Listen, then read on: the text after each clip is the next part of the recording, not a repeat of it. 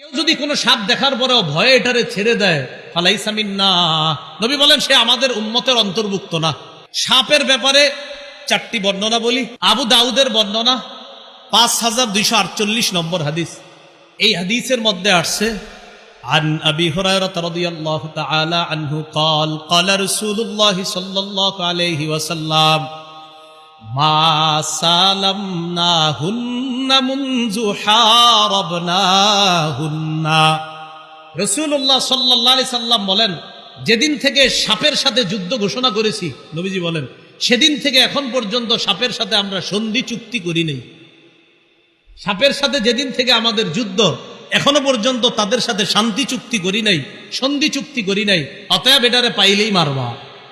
মান তারাকা শাইআন মিনহুন্না খিফাতা, কেউ যদি কোনো সাপ দেখার পরেও ভয়ে এটারে ছেড়ে দেয়, ফালাইসা মিন্না, নবী বলেন